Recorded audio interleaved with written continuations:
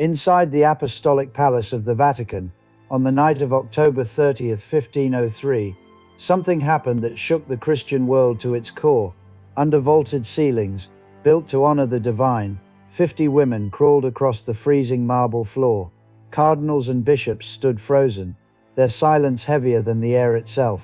And at the center of it all, watching, smiling, even laughing, sat Pope Alexander VI. He presided over the scene like it was his own twisted celebration. But what the witnesses saw that night was only the opening act. What followed would be so depraved, so violently opposed to every idea of sanctity, that even the most hardened chroniclers centuries later struggled to write it down without hesitation. This is the story of Lucrezia Borgia, a woman trapped inside a dynasty where power mattered more than blood, more than faith, more than human dignity. A woman whose wedding night became one of the darkest stains in the history of the Vatican. History Digger. Subscribe now and turn on notifications. And once you reach the moment that unsettles you most, tell us in the comments where in the world you are watching from. In the autumn of 1503, the bells of St. Peter's rang across Rome, carrying news that quickly consumed all of Italy. The Pope had announced that his daughter, twice widowed under circumstances dripping with suspicion, would marry once more. But this time there would be no distant palace, no quiet noble hall. The ceremony would take place inside the Vatican itself, in the papal apartments, beneath sacred frescoes and symbols meant to represent heaven's judgment. The groom chosen for Lucrezia was Alfonso d'Este, the young heir to the powerful Duchy of Ferrara. To the rest of Italy, this alliance looked like a political triumph. To Alfonso, it felt more like a quiet execution. Lucrezia's past was infamous. Her first husband, Giovanni Sforza, had fled Rome claiming assassins had been sent for him. Her second, Alfonso of Aragon, had been strangled on the steps of the Vatican, with rumor pointing directly toward her brother Cesare Borgia. And now another Alfonso was being bound to the Borgia family. He knew the danger. Every noble in Italy did. Desperate to escape what he knew was coming, Alfonso tried everything: diplomatic excuses, delays, pleas through emissaries. But Alexander VI was not a man who tolerated refusal. Inside the Vatican, surrounded by scarlet-robed cardinals, his command was absolute. Messengers rode day and night toward Ferrara, carrying a simple message: accept this marriage or be destroyed. If the Este family resisted, Ferrara would face Cesare's merciless armies, their dynasty could be shattered, and excommunication would strip them of both legitimacy and allies. Italy understood the truth well. No one survived a conflict with the Borgias. Realizing resistance meant annihilation, Duke Ercole d'Este ordered his son to travel to Rome and surrender to the unavoidable alliance. Meanwhile, in her Vatican apartments, Lucrezia Borgia gazed out over the eternal city, her expression heavy with a sorrow far older than her 21 years. Europe had painted her as a seductress, a poisoner, a woman who manipulated men like chess pieces. But those closest to her knew the truth. She was not a mastermind of deceit. She was a pawn trapped between a father and brother, whose ambitions knew no limits. Her first marriage had been dissolved the moment it ceased to benefit them. Her second husband, whom she had genuinely loved, had been murdered before her eyes, a fate she could neither prevent nor avenge. Her attendants whispered that she woke in the dead of night, clasping her chest, trembling from nightmares she refused to discuss. She knew this third marriage would not bring love, but even she could not imagine what her wedding night would become. Something dark, calculated and cruel, was gathering behind Vatican walls. Preparations for the ceremony moved quickly, yet the atmosphere inside the Apostolic Palace felt suffocating. Servants averted their eyes, cardinals muttered in hushed tones. Strange figures passed through forbidden hallways at odd hours. Rumors swelled of secret instructions, of guests brought in through hidden passages. And one man felt the weight of it all more than anyone: Johann Burchard, the Vatican's master of ceremonies. He had witnessed countless scandals under Alexander VI, extravagant feasts, political bribes, sacred offices sold like trinkets. But something about this night sent a cold unease through him. that none of the others had. He sensed that this event would eclipse every scandal he had ever recorded. He sensed that he was about to witness something history would struggle to speak of openly. A trap had been set, gilded, polished, and inescapable, and both bride and groom were already marching toward its center. In December, Alfonso d'Este entered Rome with a small escort. His journey from Ferrara had dragged him through frozen mountains, battered roads, and a growing dread that settled heavily on his chest. But nothing prepared him for the sight of the Vatican, a stone colossus rising above the city, half bathed in candlelight, half lost in scaffolding. It looked less like the heart of Christianity, and more like a fortress built to swallow those who dared oppose it. Inside, the welcome was overwhelming in all the wrong ways. Alexander VI sat upon his throne, robed in shimmering white and gold, that reflected the candlelight like molten metal. Beside him stood Cesare, silent, motionless, and terrifying in his restraint. Though only 26, he was already feared across Italy. Entire families had vanished at his command, cities surrendered at his approach. When his eyes locked onto Alfonso, the meaning was unmistakable. You are no guest here. Over the following weeks, Alfonso endured humiliation, disguised as celebration. At banquets, he was seated beside courtesans, while high-ranking clergy watched with thinly concealed amusement. On hunts, Cesare displayed a ruthless skill that felt more like a warning than sport. During receptions, Alexander VI made pointed remarks about the tragic ends of Lucrezia's previous husbands, hinting almost cheerfully about how short the life of a Borgia son-in-law tended to be. Every gesture carried the same quiet threat: you belong to us now. Alfonso tried to preserve what remained of his dignity, but by then he was a prisoner wrapped in ceremony. His nights were spent in isolation under flimsy excuses, his rooms watched day and night by papal guards. Every passing hour revealed the truth more clearly. He had walked into a trap, and there was no path back out. The marriage was nothing but a facade. The real purpose was far more vicious. The Borgias intended to break the Este family's pride, humiliate them before all of Italy, and show every noble house from Florence to Naples that their will could crush any lineage, no matter how ancient or powerful. And while Alfonso endured this quiet psychological siege, preparations of a very different nature were unfolding deep within the Vatican. Cesare took personal command of the wedding night's feast, and his vision pushed far beyond what even Rome's most decadent circles would have dared to whisper aloud. Behind closed doors, he met with his father to finalize the details that would have horrified any soul who still held the church in reverence. 50 of the most prominent courtesans in Rome were hand-selected and brought into secret chambers beneath the palace. They were ordered to dress in lavish velvet and silk garments they would later be compelled to remove.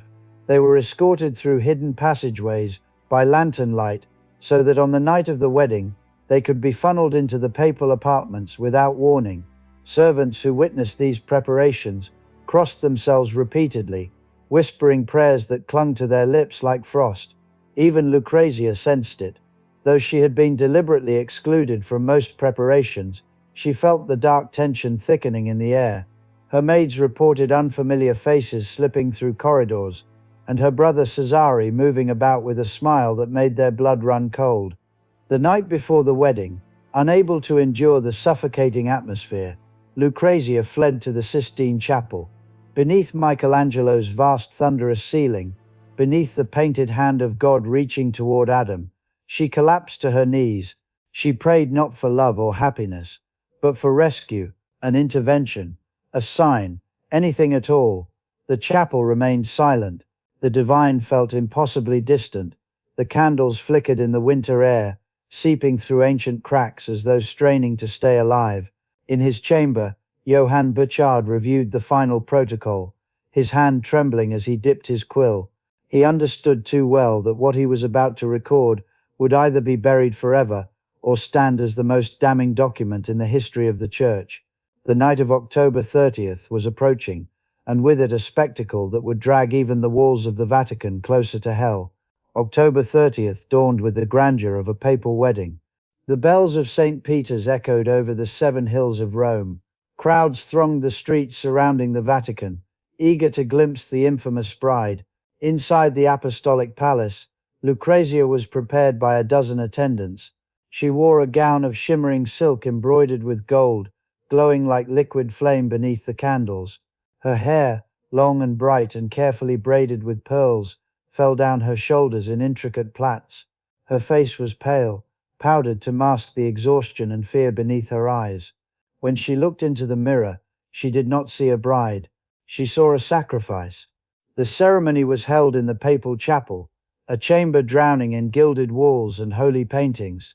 Alexander VI officiated personally, his booming voice filling the sacred space as he bound Alfonso and Lucrezia together before God. Rows of scarlet-clad cardinals stood rigidly along the walls, their expressions carefully carved into masks of devotion. But behind their practiced piety flickered something else: dread.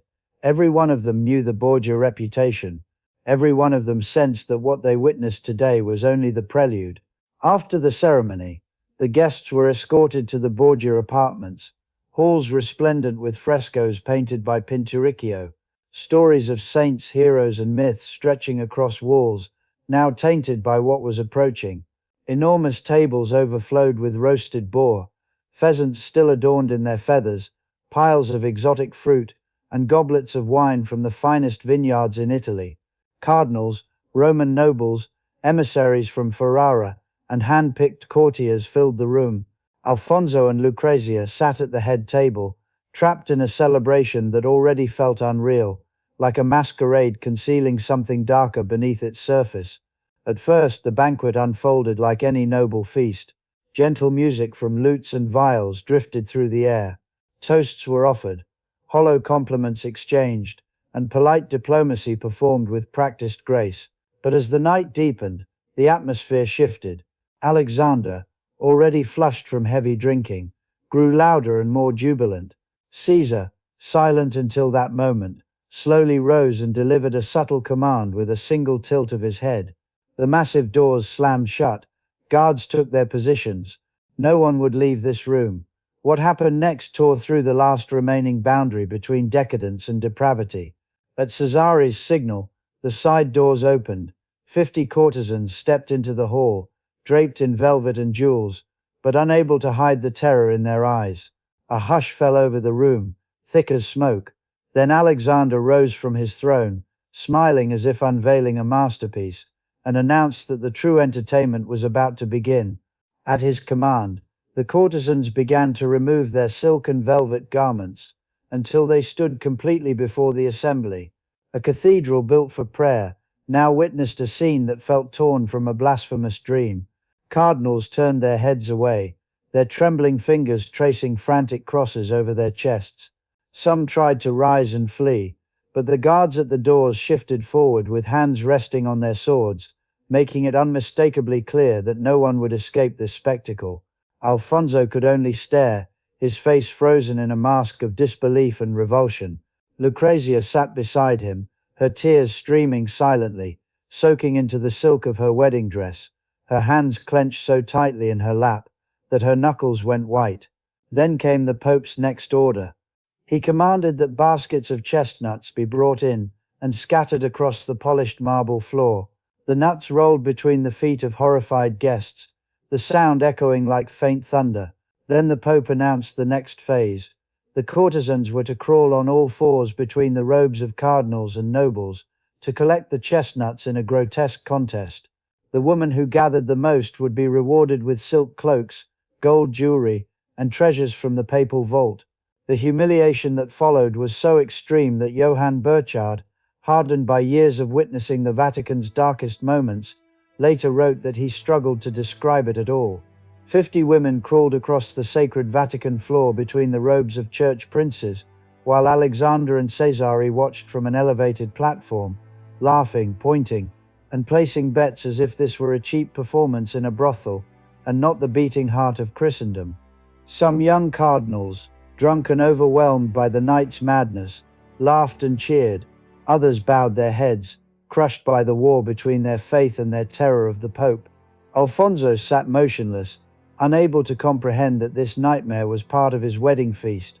Inside the Vatican itself, under the eyes of the man who claimed to speak for God, and Lucrezia, her wedding dress had become a shroud, her tears had dried into a frozen expression of emptiness. She had always known her father and brother were capable of monstrous things, but she had never imagined they would turn her wedding into a ritual of damnation. Yet even now, the night had not reached its darkest point. As midnight approached and the Vatican clock struck 12, Alexander finally declared the end of the Chestnut Banquet. The courtesans, exhausted, huddled in corners with their humiliating prizes. Wine soaked the tables. Guests sat frozen, half drunk, half stunned, entirely broken. Alexander, however, was clear-headed, focused, and intent. His next command silenced the hall so completely that one could hear the candles crackle. With a voice dripping in authority, he announced that the sacred duty of marriage now had to be fulfilled publicly. He proclaimed that Alfonso d'Este must prove the marriage with Lucrezia before all witnesses present, and not once but 3 times, so that the union would be sealed irrevocably before both the church and the world. The hall descended into horrified silence. Even Cesare, whose name was synonymous with brutality, looked sharply at his father, caught off guard by the sheer audacity of the decree. Alfonso rose slowly, his face drained of all color. He was a prince raised on ideals of honor and duty, but surrounded by Cesare's armed men, their hands gripping their sword hilts, he understood there was no refusing this command. He turned to look at Lucrezia. She trembled, her eyes vacant, her spirit already battered past the point of resistance. Her lips moved, but no sound escaped. Under the murderous gaze of the guards and the expectant stare of the Pope, Alfonso had no choice. He escorted Lucrezia toward an adjoining chamber, normally used for receiving diplomats, now transformed into a bridal room. The doors remained wide open. No privacy, no humanity. Those who had not fled were forced to remain in full view of what was about to take place. What followed was not a union, it was the destruction of 2 human beings. Witnesses stared in stunned silence. Some whispered desperate prayers. Others wept quietly. And as the night dragged on, and the Pope's horrific order unfolded step by step, a single unspoken truth filled the Vatican. Something sacred had died in that palace, and Rome would never be the same again. By the time the night dragged into its final hours, Lucrezia had slipped into a state beyond exhaustion, beyond fear. Her mind, desperate to survive, had separated from the nightmare unfolding around her. She moved mechanically, without thought, as if her spirit had fled her body to escape what she could no longer fight. When the ordeal was completed for the final time, Cesare announced triumphantly that the marriage was now bound 3 times, sealed in the eyes of both the church and the law, impossible to challenge or undo. Alexander VI lifted his wine cup in satisfaction, smiling as if the night had been nothing more than an extravagant celebration, rather than a descent into moral abyss. What remained in the room were the survivors, a collection of broken souls, cardinals who had entered the apartments draped in scarlet, as servants of God now stood as unwilling witnesses to an atrocity they could never confess. Their silence, their inaction, had made them accomplices. When the sun rose fully over Rome, it revealed devastation. Empty wine jugs, chestnuts crushed into the marble floor, exhausted courtesans curled in corners, guards standing like statues with their eyes downcast. In the adjoining chamber, Lucrezia lay completely still, staring upward as if the ceiling itself were miles away. Her body remained in the room, but her spirit was somewhere else entirely, somewhere unreachable. Alfonso sat at the edge of the bed, trembling, his face buried in his hands. Nothing in his life, no battlefield, no political threat, had ever shattered him like this single night. There was no revenge powerful enough to restore what had been taken from him. Within days he left Rome quietly, broken beyond repair, returning to Ferrara with a silence he would carry for the rest of his life. He never once spoke of that night again. The story could not be contained. Word of the banquet spread like a plague through Rome, then across Italy, then erupted into reports sent to courts throughout Europe. Ambassadors wrote encoded letters, priests spoke in veiled warnings. Nobles read the dispatches in stunned disbelief.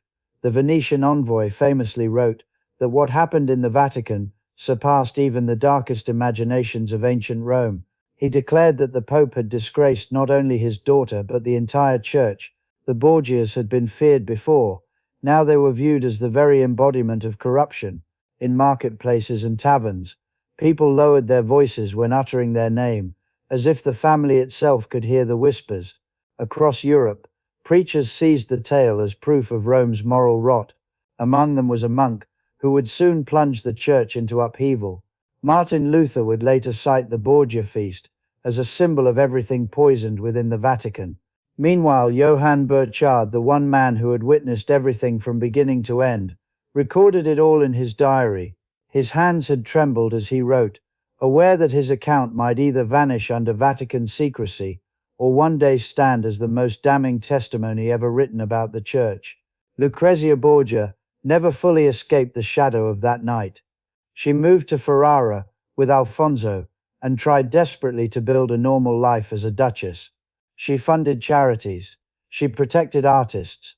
She nurtured literature and beauty. But those who saw her privately described the same thing again and again: a lingering sorrow, a quiet melancholy, eyes that had witnessed too much. She bore children with Alfonso, but their marriage, irrevocably poisoned by that night, was a hollow shell. They lived side by side, but separated by a wound no human hand could mend. Lucrezia died young at 39, giving birth to her 8th child. On her deathbed, she asked for a priest and prayed until her final breath. Her last recorded words were, "I am ready to be free at last." Freedom, the one thing she had been denied her entire life. Alexander VI died only months after the banquet, with rumors whispering that poison, the tool he had used so often, had finally found its way back to him. Cesare Borgia, stripped of all power after his father's death, fell in a lonely ambush in Spain. His body was mutilated and thrown into an unmarked grave, far from the grandeur he had believed he was destined for. But the night of October 30th, 1503, did not die with them. It became a symbol, an icon of corruption so severe that it fueled the flames of the Protestant Reformation. Martin Luther and others invoked the Borgias repeatedly as proof of the Vatican's decay. The Counter-Reformation that followed was in part an attempt to erase the stain of this family from history. Yet the truth survived. Centuries later, Burchard's diary resurfaced, dragging the event back into the light. Even today, more than 500 years after that night, the Chestnut Banquet stands as an infamous reminder of what happens when absolute power loses all restraint. It warns us that humanity's darkest acts are often committed in the places meant to be most sacred. The story of Lucrezia Borgia's wedding night is not simply history. It is a mirror, a warning, a reminder that evil thrives most completely in silence, in rooms where no one feels free to speak. If you have stayed with us to the end of this account, write Borgia in the comments, so we know you walked with us through this entire descent. Subscribe to History Digger for more of the hidden history that the world tried to bury. Because the past is not dead, it watches, it warns, and at History Digger, we make sure it is finally heard.